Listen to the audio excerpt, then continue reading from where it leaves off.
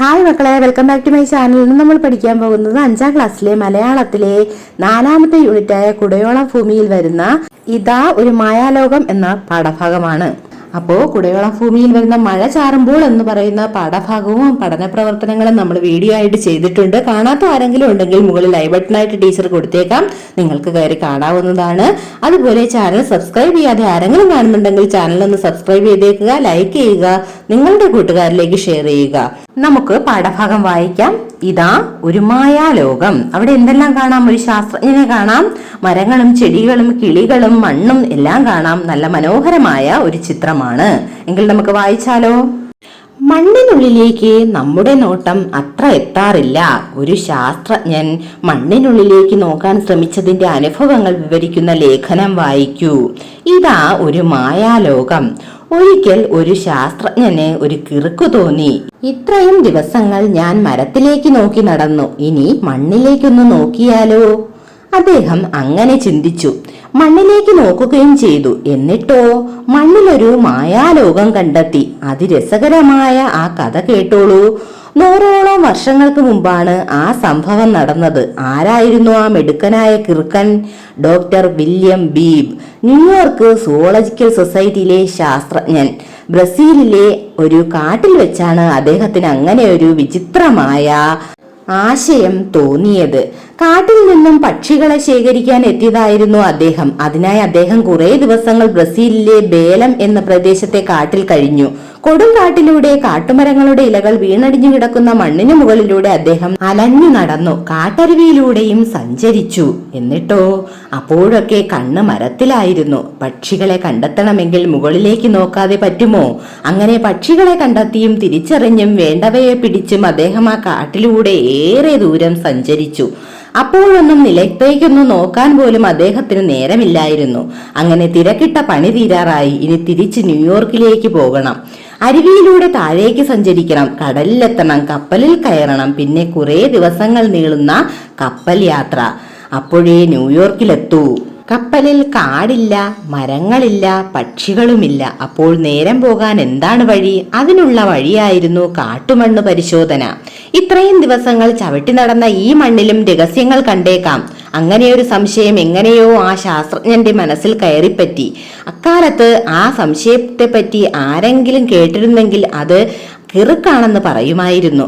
Doctor ബീബിനെ അവർ കളിയാക്കുകയും ചെയ്തേനെ. എന്നാൽ ഒരു കാര്യം അറിയണം, നല്ല ശാസ്ത്രജ്ഞന്മാർക്കേ ഇത്തരം സംശയങ്ങൾ തോന്നൂ. അത്തരം കിറുക്കന്മാരാണ് മറ്റാരും ചോദിക്കാത്ത ചോദ്യങ്ങൾ ചോദിക്കുന്നത്, മറ്റാരും കാണാത്തത് കണ്ടെത്തുന്നത്.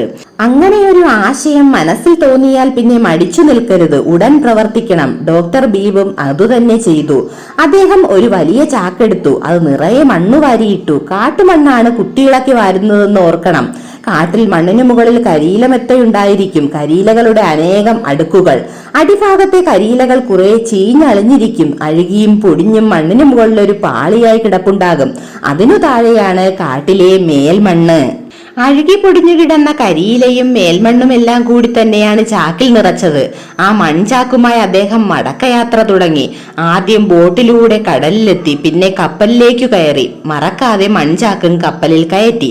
കപ്പലിൽ വെച്ച് അദ്ദേഹം മൺചാക്ക് തുറന്നു. കൂട്ടുകാരുമൊത്ത് മണ്ണ് പരിശോധിച്ചു. അപ്പോൾ അദ്ദേഹം അത്ഭുതപ്പെട്ടുപോയി. ഇത്ര കുറച്ചു മണ്ണിൽ ഇത്രയേറെ ജീവികളോ? ആ കാട്ടുമണ്ണ് നിറയെ ജീവികളായിരുന്നു. ഉറുമ്പുകൾ, ചിതലുകൾ, വണ്ടുകൾ, തേളുകൾ, പുഴുക്കൾ, മണ്ണിരകൾ, ഒച്ചുകൾ. വെറും കണ്ണുകൾ കൊണ്ട് കാണാവുന്ന ജന്തുക്കൾ തന്നെ ഇത്രയധികം. ഈ മണ്ണിന് ജീവനുണ്ട്, അദ്ദേഹം അറിയാതെ പറഞ്ഞുപോയി. അദ്ദേഹത്തിന്റെ കൈവശം വലിയ ലെൻസ് ഉണ്ടായിരുന്നു. വസ്തുക്കളെ വലുതായി കാണിക്കുന്ന തരം ലെൻസ്. അതുപയോഗിച്ച് അദ്ദേഹവും കൂട്ടുകാരും മണ്ണിനെ കൂടുതൽ ശ്രദ്ധയോടെ പരിശോധിച്ചു.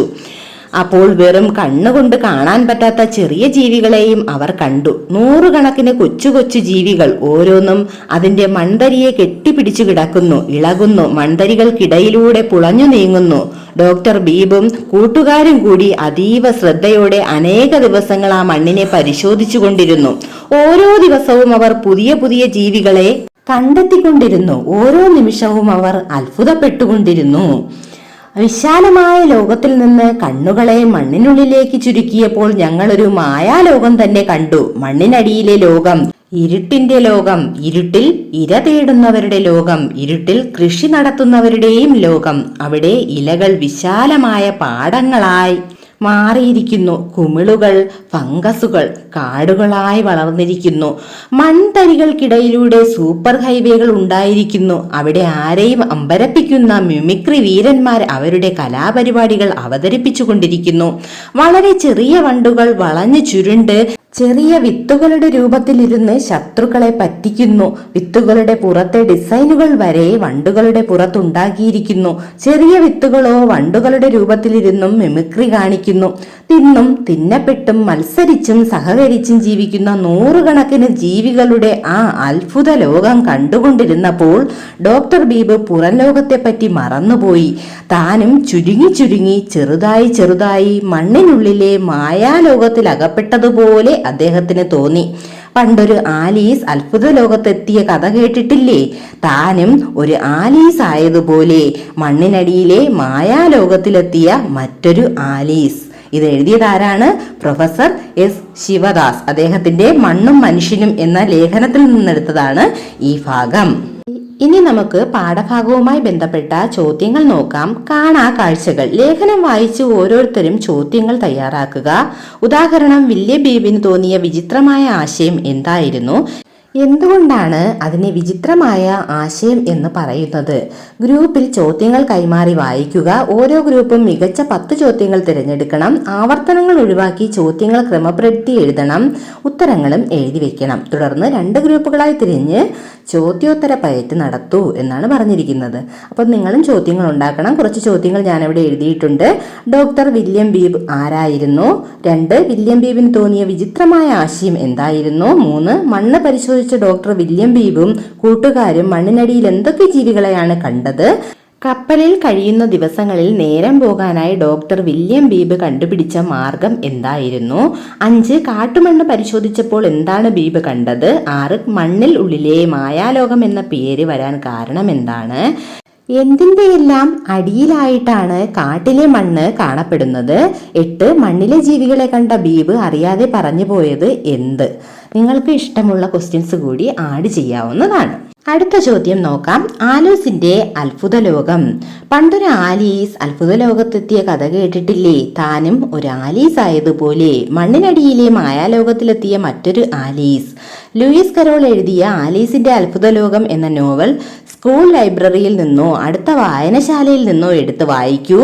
ആ പുസ്തകത്തെ പരിചയപ്പെടുത്തുന്ന ഒരു കുറിപ്പ് തയ്യാറാക്കി ക്ലാസ്സിൽ അവതരിപ്പിക്കൂ.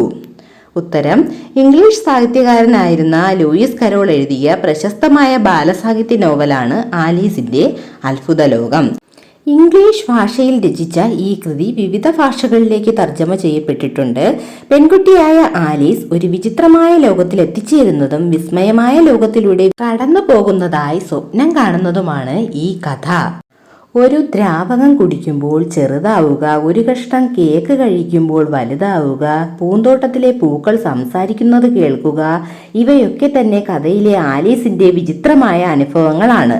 ആലീസ് സ്വപ്നത്തിൽ നിന്ന് ഉണരുന്നതോടെ ഈ കഥ അവസാനിക്കുന്നു. തികച്ചും വ്യത്യസ്തമായ ഒരു ലോകത്തിലേക്ക് കൊണ്ടുചെന്നെത്തിക്കുവാൻ ആലീസിന്റെ അത്ഭുത ലോകം എന്ന കൃതിക്ക് കഴിയുന്നുണ്ട്. അടുത്ത ചോദ്യം നോക്കാം. ജീവിക്കാം പ്രകൃതിയെ നോവിക്കാതെ. ഈ ചിത്രം നോക്കൂ. ഇതിൽ എന്തെല്ലാം ഉണ്ട്? ഇത്തരം കാഴ്ചകൾ ഭൂമിക്കും ജീവജാലങ്ങൾക്കും ഗുണകരമാണോ? ആരെല്ലാമാണ് ഭൂമിയുടെ അവകാശികൾ? ചർച്ച ചെയ്ത് കുറിപ്പ് തയ്യാറാക്കാം. നമുക്ക് എഴുതിയാലോ? ഈ ചിത്രത്തിൽ മനുഷ്യൻ പ്രകൃതിയോട് ചെയ്യുന്ന ക്രൂരതകളാണ് നമുക്ക് കാണാൻ കഴിയുന്നത്. പച്ച പിടിച്ചു നിൽക്കുന്ന നെൽപ്പാടങ്ങളിൽ മണ്ണുമാന്തി യന്ത്രം ഉപയോഗിച്ച് പാടങ്ങൾ നികത്തുന്നതും, പുഴയിൽ നിന്ന് മണൽ വാരുന്നതും, മലകളും കുന്നുകളും ഇടിച്ചു നിരത്തുന്നതും, മരങ്ങൾ വെട്ടിമുറിച്ച് ലോറിയിൽ കൊണ്ടുപോകുന്നതും കാണാം. വെട്ടിമുറിച്ച മരങ്ങളുടെ മരക്കുറ്റികൾ അവിടെ കാണാവുന്നതാണ്. ഫാക്ടറിയിലെ മലിനജലം ജലാശയത്തിലേക്കും കൃഷിയിടത്തിലേക്കും ഒഴുകിയെത്തുന്നു. ഇത്തരം പ്രവർത്തനങ്ങൾ പ്രകൃതിയുടെ സ്വാഭാവിക സൗന്ദര്യത്തെ ഇല്ലാതാക്കുന്നു. ഭൂമിക്കും ജീവജാലങ്ങൾക്കും ഒട്ടും ഗുണകരമില്ലാത്ത പ്രവർത്തനങ്ങളാണ് ചിത്രത്തിൽ നമുക്ക് കാണാൻ കഴിയുന്നത്. പ്രകൃതിയിലുള്ള എല്ലാ ജീവജാലങ്ങൾക്കും അവകാശപ്പെട്ടതാണ് നമ്മുടെ ഭൂമി. വരും തലമുറയ്ക്ക് കൂടി അവകാശപ്പെട്ടതാണ് ഈ ഭൂമി എന്ന് നാം മനസ്സിലാക്കേണ്ടതുണ്ട്. എങ്കിൽ മാത്രമേ ഒരു സന്തുലനാവസ്ഥ സ്ഥാപിക്കാൻ നമുക്ക് കഴിയുകയുള്ളൂ. മലിനമായ ജലാശയവും ഭൂമിയും ആണോ നാം വരും തലമുറയ്ക്ക് കൊടുക്കേണ്ടത് എന്ന് നമ്മൾ ചിന്തിക്കേണ്ടതുണ്ട്. അടുത്ത ചോദ്യം വായിക്കാം, കണ്ടെത്താം. ചുവടെ കൊടുത്ത പദജോഡികൾ ശ്രദ്ധിക്കൂ. അവയിൽ എന്ത് വ്യത്യാസമാണ് നിങ്ങൾക്ക് പറയാനുള്ളത്? കണ്ടു, കണ്ട, തുറന്നു, തുറന്ന, ചിന്തിച്ചു, ചിന്തിച്ച. ഇതുപോലുള്ള കൂടുതൽ പദജോഡികൾ പാഠഭാഗത്തു നിന്നും മറ്റും കണ്ടെത്തി എഴുതുക എന്നാണ് പറഞ്ഞിരിക്കുന്നത്. അപ്പോൾ ഈ പദജോഡികൾ തമ്മിലുള്ള വ്യത്യാസം എന്താണ്? ആദ്യത്തേത് കണ്ടു, തുറന്നു, ചിരിച്ചു, അതെല്ലാം പൂർണ്ണക്രിയകളാണ്. രണ്ടാമത് വരുന്ന കണ്ട, തുറന്ന, ചിരിച്ച, അതെല്ലാം അപൂർണ ക്രിയകളാണ്. എങ്കിൽ കൂടുതൽ പദജോഡികൾ നമുക്ക് എഴുതിയാലോ? കിടന്നു, കിടന്ന, അലഞ്ഞു, അലഞ്ഞ, മറന്നു, മറന്ന, നടന്നു, നടന്ന, പറഞ്ഞു, പറഞ്ഞ, സഞ്ചരിച്ചു, സഞ്ചരിച്ച, പറ്റിച്ചു, പറ്റിച്ച, പോയി, പോയ, പിടിച്ചു, പിടിച്ച. കൂടുതൽ പദജോഡികൾ നിങ്ങൾക്ക് കണ്ടെത്തി എഴുതാവുന്നതാണ്. അടുത്ത ചോദ്യം, മണ്ണറിവ്, പൊന്നറിവ്. ചില പഴഞ്ചൊല്ലുകൾ വായിക്കാം. മണ്ണറിഞ്ഞ് കൃഷി ചെയ്യണം, മണ്ണ് പൊന്നാക്കണം, ചേറ് ചോറാക്കണം, ചോറ് ചേറാക്കരുത്. മണ്ണിന്റെ പ്രാധാന്യത്തെക്കുറിച്ച് ഈ പഴഞ്ചൊല്ലുകൾ നമ്മോട് പറയുന്നത് എന്തെല്ലാം? പാഠഭാഗത്തു നിന്നും മണ്ണിനെ കുറിച്ച് മനസ്സിലാക്കിയ കാര്യങ്ങൾ കൂടി ഉൾപ്പെടുത്തി ഒരു പ്രസംഗം തയ്യാറാക്കൂ. ലോക മണ്ണ് ദിനം ഡിസംബർ 5-നോടനുബന്ധിച്ച് അവതരിപ്പിക്കുകയും ചെയ്യുമല്ലോ. നമുക്ക് എഴുതിയാലോ? നമസ്കാരം. വേദിയിലും സദസ്സിലും ഇരിക്കുന്ന വിശിഷ്ട വ്യക്തികളെ, പ്രിയപ്പെട്ട സുഹൃത്തുക്കളെ, ഇന്ന് ഡിസംബർ 5 ലോക മണ്ണ് ദിനം. ജൈവവൈവിധ്യങ്ങളുടെ കലവറയാണ് മണ്ണ്. ആരോഗ്യമുള്ള ഒരു വരും തലമുറയ്ക്ക് വേണ്ടി മണ്ണ് സംരക്ഷിക്കേണ്ടതിന്റെ ആവശ്യകതയെക്കുറിച്ച് പറയേണ്ടതില്ലല്ലോ. നമ്മുടെ പൈതൃകങ്ങളിൽപ്പെട്ട ഒന്നാണ് മണ്ണ്. മണ്ണിൽ വസിക്കുന്ന ജീവികളെക്കുറിച്ച് ഡോക്ടർ വില്യം ബീബ് കണ്ടെത്തിയ വസ്തുതകൾ നമുക്ക് മുന്നിലുണ്ടല്ലോ. മണ്ണിലെ സൂക്ഷ്മജീവികളും മനുഷ്യനും തമ്മിൽ ബന്ധപ്പെട്ട് ജീവിക്കുന്നത് നമുക്ക് ഉപകാരപ്രദമാണ്. പണ്ട് കുട്ടികളെല്ലാവരും മണ്ണിൽ കളിക്കുമായിരുന്നു. പക്ഷെ ഇന്നോ മണ്ണിൽ തൊടുന്നത് തന്നെ നമുക്ക് അറപ്പാണ്. മിക്ക കുട്ടികളും ഇന്ന് മൊബൈൽ ഫോണിൽ കളിച്ചുകൊണ്ടാണ് ഒഴിവു സമയമെല്ലാം വിനിയോഗിക്കുന്നത്. പക്ഷെ അത് എത്രത്തോളം കുട്ടികൾക്ക് ദോഷകരമാണെന്ന് നാം ചിന്തിക്കാറില്ല. മണ്ണിലിറങ്ങിയാൽ തുണിയിൽ പുരളുന്ന അഴുക്ക് നമുക്ക് കഴുകിക്കളയാവുന്നതേയുള്ളൂ. ഇന്ന് കുട്ടികൾക്ക് അസുഖങ്ങൾ മാറി മാറി വരുന്നത് നമുക്ക് കാണാവുന്നതാണ്. എപ്പോഴും അവരെ ഡോക്ടറുടെ അടുത്ത് കൊണ്ടുപോകുന്നതിന് പകരം അവരെ പ്രകൃതിയോട് ഇണങ്ങി ജീവിക്കാൻ പഠിപ്പിക്കണം. പക്ഷേ ഇന്ന് മണ്ണ് കാണുന്നത് തന്നെ കുറവാണ്. നാം തന്നെ ചിന്തിച്ചു നോക്കൂ. നമ്മുടെ വീട്ടുമുറ്റത്തെ മണ്ണെല്ലാം കോൺക്രീറ്റ് കൊണ്ട് മറച്ചിരിക്കുകയാണ്. മണ്ണിനുള്ള സൂക്ഷ്മജീവികൾ നമ്മുടെ ഒരുപാട് അസുഖങ്ങൾക്കുള്ള മരുന്നാണ്. അതുകൊണ്ട് തന്നെ മണ്ണിന്റെ സംരക്ഷണവും പരിപാലനവും നമ്മൾ ഉറപ്പാക്കണം. മരങ്ങൾ നട്ടുപിടിപ്പിക്കുകയും പരമാവധി വെള്ളം ഭൂമിയിൽ താഴാൻ അനുവദിക്കുകയും ജൈവ കൃഷികൾ ചെയ്യുകയും ചെയ്യുന്നതിലൂടെ നമുക്ക് മണ്ണിനെ സംരക്ഷിക്കുവാനും വരും തലമുറയ്ക്ക് വേണ്ടി മണ്ണിനെ കാത്തുസൂക്ഷിക്കുവാനും സാധിക്കുന്നു. അതിനാൽ ഇന്ന് തന്നെ നാം എല്ലാവരും മണ്ണ് സംരക്ഷിക്കുമെന്ന പ്രതിജ്ഞ എടുത്തുകൊണ്ട് ഞാൻ എൻ്റെ പ്രസംഗം ഇവിടെ ഉപസംഹരിക്കുന്നു. നന്ദി, നമസ്കാരം. അടുത്ത ചോദ്യം നോക്കാം. കണ്ടറിഞ്ഞ് കേട്ടറിഞ്ഞ്. ഒരിക്കൽ ഒരു ശാസ്ത്രജ്ഞന് ഒരു കിറുക്ക് തോന്നി. ആ കിറുക്ക് മണ്ണിനെക്കുറിച്ചും മണ്ണിനടിയിലെ ജീവജാലങ്ങളെക്കുറിച്ചുമുള്ള അന്വേഷണത്തിന് വഴിതെളിച്ചു. നിങ്ങളുടെ ചുറ്റുപാടുമുള്ള മരങ്ങൾ, ചെടികൾ, പൂക്കൾ, കുളങ്ങൾ, വയൽ, പുഴ തുടങ്ങിയവയെക്കുറിച്ച് എന്തെല്ലാം അറിയാം? ഏതെങ്കിലും ഒന്നിനെക്കുറിച്ച് അന്വേഷിച്ച് കുറിപ്പ് തയ്യാറാക്കൂ, അവതരിപ്പിക്കൂ എന്നാണ് പറയുന്നത്. നമുക്കിപ്പോ തേന്മാവിനെ കുറിച്ച് എഴുതാം. വീട്ടിലെ മരത്തിനെ കുറിച്ച്. എൻ്റെ വീടിൻ്റെ മുറ്റത്ത് ഒരു വലിയ തേന്മാവുണ്ട്. അതിൻ്റെ ചുവട്ടിൽ നല്ല തണലും തണുപ്പുമാണ്. മരച്ചില്ലയിൽ അണ്ണാനും തത്തയും കിളിയും കൂടുകൂട്ടാറുണ്ട്. അണ്ണാന്റെ ചിൽച്ചിൽ ശബ്ദവും ചാടിക്കളിയും നല്ല രസമാണ്. വീടിന്റെ മുറ്റത്ത് നിൽക്കുമ്പോൾ മാവിന്റെ മുകളിൽ നിന്നും കിളികളുടെ ശബ്ദം എപ്പോഴും കേൾക്കും. അത് കേട്ടുകൊണ്ട് നിൽക്കുമ്പോൾ തന്നെ മനസ്സിനൊരു കുളിർമയാണ്. ആ മരം ഒരുപാട് പക്ഷികളുടെയും ചെറുജീവികളുടെയും വാസസ്ഥലമായി നിലകൊള്ളുന്നു. മാമ്പഴക്കാലമാകുമ്പോൾ അതിൽ നിറയെ തേൻ മാമ്പഴമാണ്. ആ മാമ്പഴം തിന്നാൻ എന്തൊരു രസമാണെന്നോ. അത് പറയുമ്പോഴേ നാവിൽ വെള്ളമൂറുന്നു. അതുമാത്രമല്ല, മാങ്ങ പിടിച്ചു തുടങ്ങുമ്പോഴേക്കും വീട്ടിൽ അച്ചാറും മാങ്ങാപ്പുളിശ്ശേരിയും സ്വാദിഷ്ടമായി അമ്മ ഉണ്ടാക്കാറുണ്ട്. അതുകൊണ്ട് ഞാൻ എൻ്റെ തേന്മാവിനെ ഒരുപാട് ഇഷ്ടപ്പെടുന്നു. ഈ പാഠഭാഗത്തിലെ എല്ലാ പഠന പ്രവർത്തനങ്ങളും നമ്മൾ ചെയ്തു കഴിഞ്ഞു.